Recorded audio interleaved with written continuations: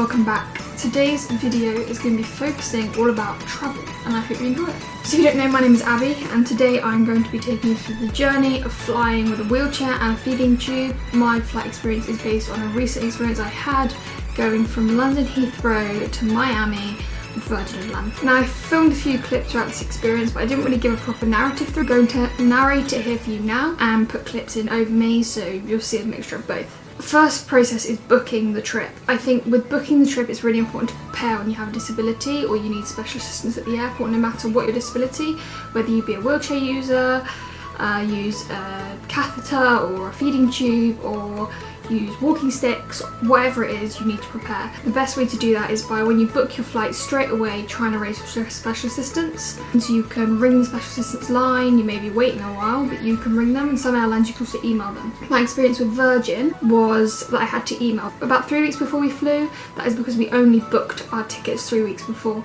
so I literally emailed them as soon as we booked it. Now by emailing them you can specify your requirements in detail. So I had to specify the size of my wheelchair, the brand. I had to specify my feeding tube pump and the brand of that so they could check all that. If you have an electric wheelchair you have to state battery size. You also have to state if you need additional seating requirements. So depending on what class you're travelling in, if you're travelling upper class, you're probably not going to have any seating requirements. Part of them maybe you want to be nearer the door so you don't have to walk as far, or if you need an armchair. If you're in premium economy, you may request the extra legroom seats. If you're in economy, you may also request bulkhead seats because you can't sit in the exit rows in economy, but you can sit in the bulkheads. On Virgin, what will happen is you will not know where you are sitting until 48 hours in advance. No one can book bulkhead seats, you can only request them, and it's done on a tier of hierarchy. So a baby comes first because they have the bassinets which they can put the baby in. So if someone has a baby, you won't get those seats because the baby takes priority over disability. So if you are lucky enough to get the bulkhead row, you'll get a bit of extra leg room to do whatever you need to do. Or to walk if you are walking from the plane door to the aircraft seat. If not, you can always use the armchair. Check-in was super simple. We had to go get a COVID test, so we went to ExpressTest at Terminal 4 before the flight. Had to half an hour to get a lateral flow result. We got there, came back negative, so we were all good to go.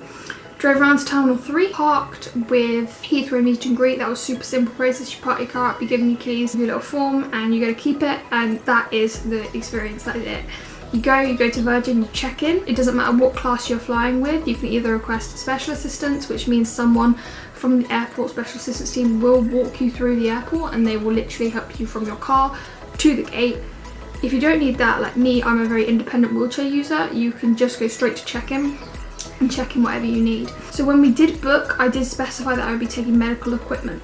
So we paid for 1 bag each hold luggage, so we have a place to put our clothes, and I was also taking 2 additional bags of medical equipment. So for me that includes all my feeding tube supplies, everything like that I may need. I requested, and when I went to check in, they were absolutely fine with that.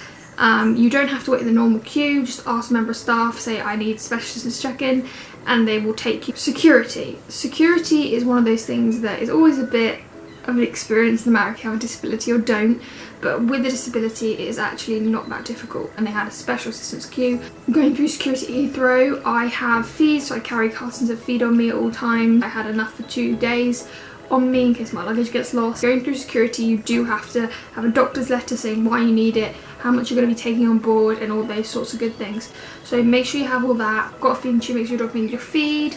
Any medications you will be taking on board that are above the 100ml limit, that is super important to do. If you don't do that, there is a chance they will not let you take it on board. And even if you're on, like I say, a pureed diet, you can take pureed food, just get your doctor to specify what you will be taking and why you need to take it, and you'll be fine. They'll let you through, they'll simply test it in a machine, and that's all fine.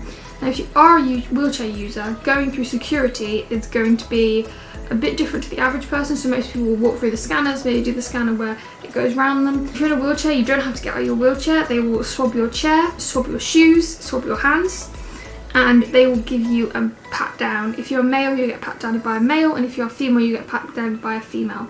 They will always make sure that they make it as comfortable as possible. They'll ask you if you have any sensitive areas. For me, that's my feeding tube, and they will visually inspect those areas. So for me, I said I have a feeding tube, and I said, can you not touch it because it's a bit sore still because I'm still recovering.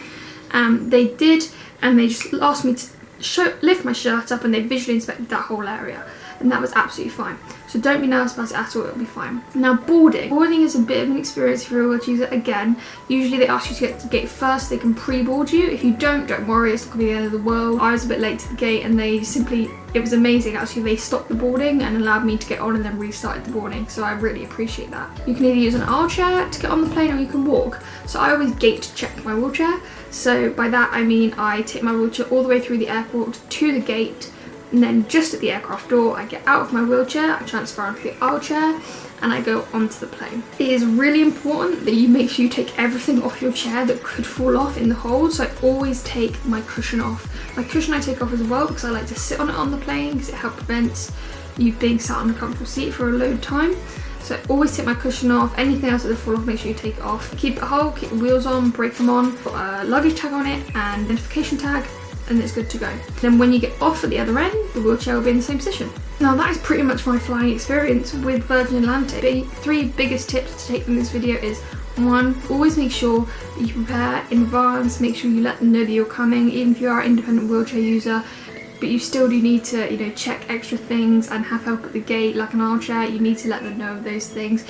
I mean, I don't think it would be the end of the world if you didn't, but it would certainly slow down the whole process, and just having a seamless process makes you feel much more in control of the whole experience. Number 2, don't worry about security. They will look after you. At the end of the day, they are there to check that everyone is being safe and check so that everyone getting on the plane is going to have a safe flight.